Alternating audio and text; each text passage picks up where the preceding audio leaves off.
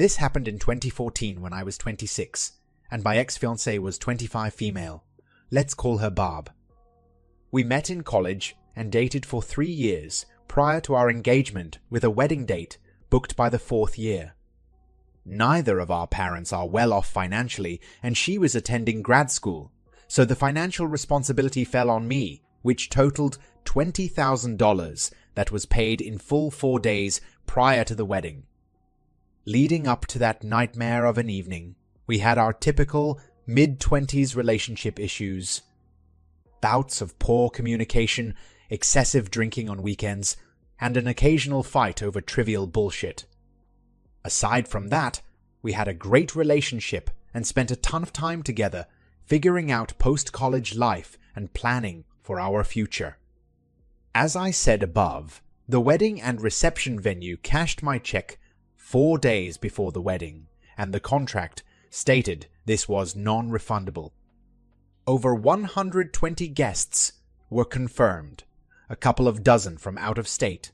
Tuxes and bridesmaid dresses were fitted and paid, and everything was falling into place. Now let's get to the inevitable shitstorm of events that you're all interested in before I keep rambling. The night in question was a Friday evening in our new apartment that we'd moved into a few weeks prior. We decided to have about a dozen friends over to pre-game and head out to the bars in town. Included in this group of friends was my buddy, whom I've known since kindergarten. We'll call him Ricky. Barb and I had spent a lot of time with Ricky over the last 3 years. He was definitely one of her favorite one of my pals, which is generally awesome when your significant other gets along with people in your social circle. The night started at a local hookah lounge that was bring your own bottle. By the time we left there, a 1x5 of Jameson and 30 racks of Yuengling were gone, and everyone was buzzed. The next 3 hours were spent between 2 to 3 bars, which resulted in the entire group devolving into a drunken, belligerent mess. Once the bars closed, most people went home with the exception of myself, Barb, Ricky, and another couple who came back to our apartment for a nightcap. Once back at our place, the couple only lasted another 20 minutes before calling it and making their way home, so I was left with Barb friggin' Ricky. Earlier in the night, at the hookah bar, I noticed Barb checking her phone more than usual, and simultaneously Ricky checking his phone after she locked the screen. I almost put 2 and 2 together, but why would I worry about them planning anything shady 2 days before I was supposed to marry this girl? Back at my house, I was fairly sober and noticed all the booze was gone. I was contemplating picking up a couple of 6 packs from a local spot that stays open until 3 a.m. Barb and Ricky were definitely on the liquor and tanked, but there was no reason to suspect anything sketchy would occur if I ran out for 20 minutes. Once in my car and preparing to exit my apartment complex, I got a sinking feeling in my gut that something wasn't right, and it completely freaked me out. So, I called my best bud, and he agreed to be picked up and join me on the beer run and accompany me back to the apartment. After grabbing some bud heavies and returning home, we walked up to the sliding glass door that led to my living room, which had a sectional to the immediate right. We opened the door and took 2 steps inside the apartment. My ex-fiancée was completely topless and mounted on Mr. Ricky fucking Tonsil deep down each other's throats. The amazing part of the situation was neither of them appeared to notice that my buddy and I were 10 feet away, watching their sloppy, drunken escapades. After 7 to 10 seconds of attempting to comprehend the current situation, I lost it. I dropped the booze, threw her backward off Ricky completely topless, and landed 2 hard right hooks to Ricky's eye and cheek while he was still lying on his back with the most terrified look on his face. To put things in perspective, I am 6 foot 220 pounds and have played hockey my entire life. He is 5 foot 6 inches, 140 pounds and a runner. Immediately following the assault with my fist, Ricky started snoring and was asleep for at least 5 minutes while I was losing my mind over the situation. Without thinking, I called her parents about 10 times until they woke up. I demanded they come to pick up their cheating daughter immediately. Their house was only 5 minutes down the road, so they walked in shortly thereafter while I was laying into Barb about her unforgivable, disgusting decision. Her parents frantically walked into me screaming at Barb, Ricky assed out on the couch, and my buddy mediating the situation. The first thing I told everyone was the wedding was fucking off. I demanded the ring back and said I'd rather lose $20 than spend the rest of my life with a cheating bitch. Her parents spent the next 20 minutes attempting to talk me out of it and occasionally defending Barb's actions. They were saying things like, "Why can't you forgive her? Or isn't it too late to cancel the wedding?" Meanwhile, Ricky woke up and the right side of his face had swollen to the size of a grapefruit, and his left eye was completely shut. Kicking him out of the apartment was tough because he was too drunk to drive. I called his brother, who was 20 minutes away, and spent that time laying into Barb, Ricky, and her parents. Surprisingly, I was able to stay level-headed enough to express my thoughts in such an extreme state of rage. The few times I've been this upset in the past, my brain felt like it was scrambled, and I had a hard time condensing and forming my thoughts into logical statements. Not this time. By the time Ricky's brother picked him up and Barb's parents shuttled her home, I had systematically picked apart any objection, opinion, or plea for reconsideration expressed by everyone in the room. It felt really fucking great. I'm not going to pretend the following months were easy and everything worked out in my favor. 2 months later, the pharma company I worked at decided to lay off my entire division. I had racked up thousands in credit card debt to pay for the wedding. Unemployment haunted me for 5 months and I was diagnosed with major depression. Life was fucked up for a few years and I wouldn't wish that on anybody. Now that I'm 30, things have settled down and I couldn't be happier. Just a quick reminder to hit the subscribe button. I really appreciate it. It helps a lot. Now moving on to our second story. My wife and the coach. My wife and I are 33, married for approximately 11 years. We live in a once rural area that is fast becoming a suburb to a medium-sized metro area. Our high school graduating class had a little over 200 kids, now approaching 500 graduates. I grew up on a farm. When I was 6, my mother just never came home one day. So, my dad raised me. I took on my farm duties. In other words, I worked hard. Eventually, my dad quit farming. He leased his fields to other farmers. He took a factory job. He invested his lease proceeds into buying up more land. Through the Great Recession, he acquired many properties. On one of these properties, there was a house he gave to me to fix up and start a family. It's in a trust with his other property, but we pay all the bills. My wife grew up lower middle class. A great family that always treated me well. They moved to the area while we were in junior high.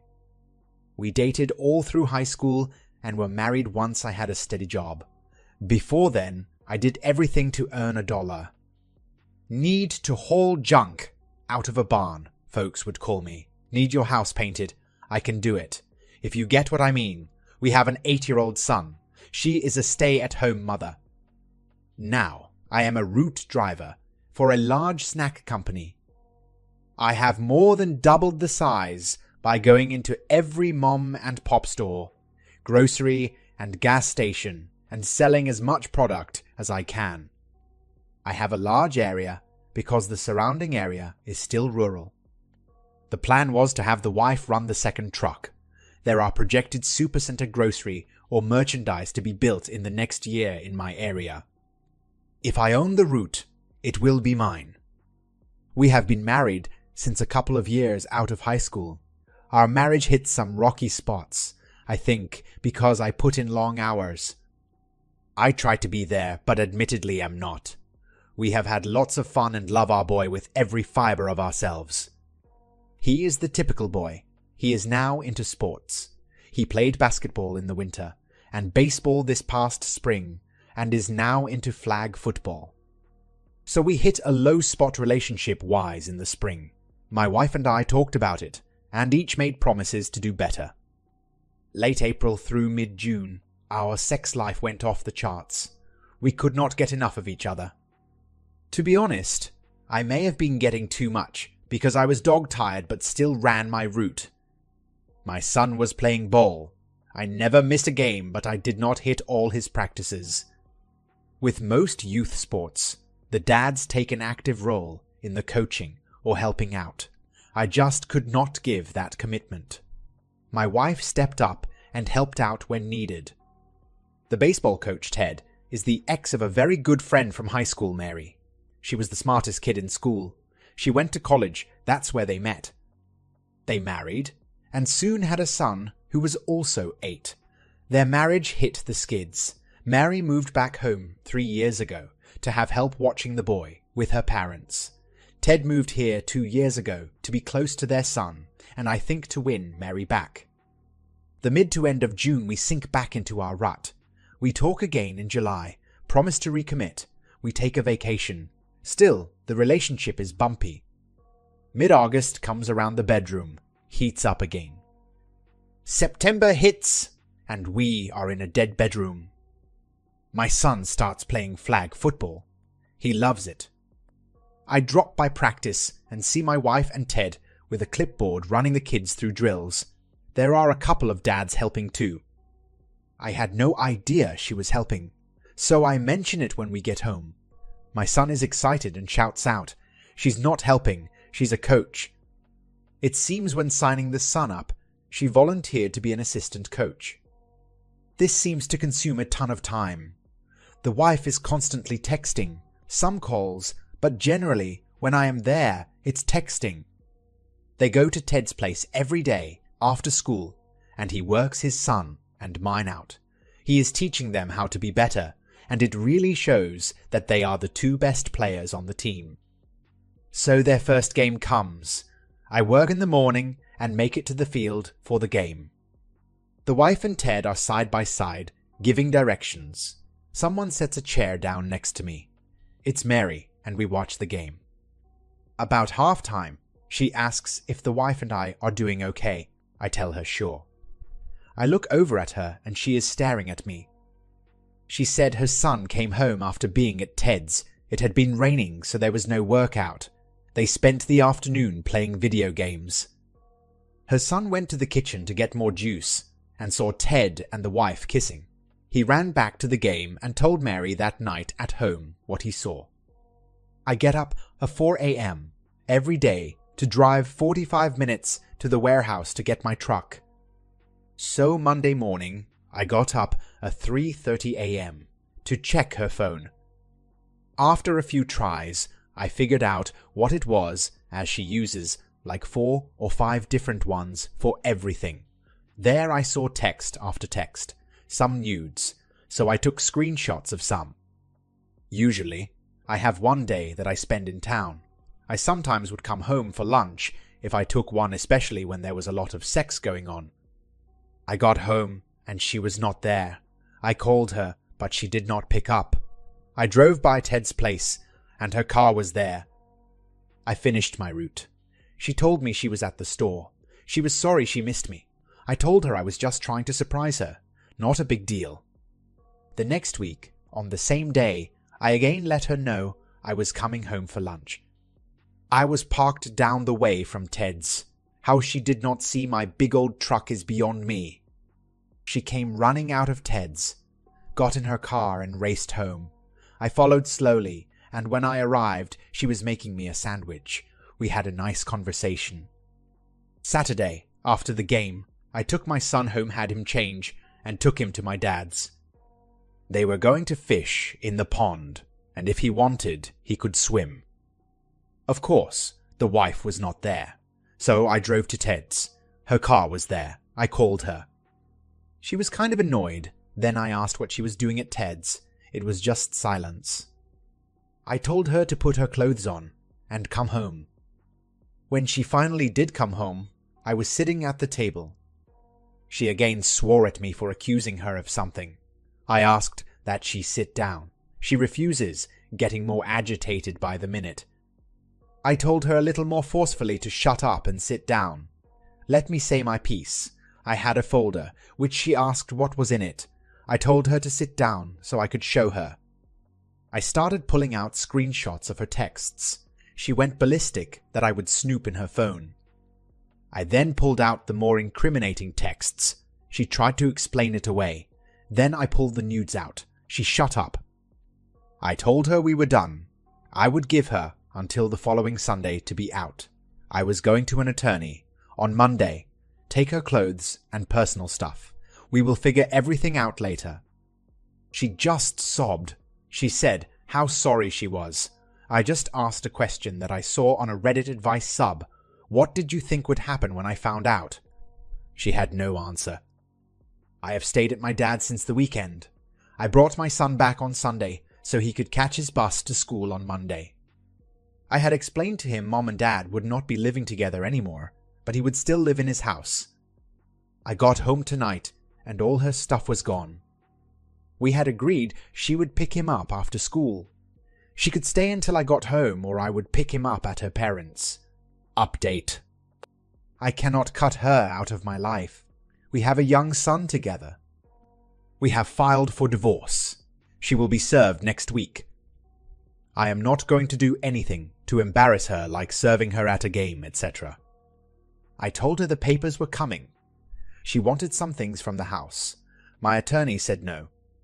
She can petition. I think that's the word he said when she answers the court for certain items. Myself, there is not much I care for, so she probably can have them. What she wanted was not her personal stuff like clothes and makeup. Many have asked what she is doing with herself now. She is still at her parents' house. My son goes there most days until I get home from work. I have been trying to finish up by 5 p.m. most days, not working the extras. My attorney is working with another to keep my business out of the proceedings. My dad has offered to buy my route and hire me as an employee if that's what it takes. I will have to pay her support. We will share custody. It's lonely at home after my son goes to bed, but I am dealing with it. I have a couple of projects to keep me busy. I have lots of friends offering all kinds of help, from babysitting to meals. Last Saturday at the game, most of the parents that came all clustered around me with their chairs instead of spreading out along the sidelines. I was very touched. We have only this week's game and playoffs, and then we are done. Basketball will be next. All the parents I have talked to will request Ted not be their child's coach. Many have asked about Mary. She has been my friend for so many years. Many have asked about ending up with her. First, the pain of separation really still hurts. I can't see myself doing anything other than adjusting to my new life and providing for my son. I mentioned that Mary was the smartest kid in our school. She is so far out of my league. I would only hold someone like that back. We are sharing the hurt. It's her ex that moved here to maybe reconcile.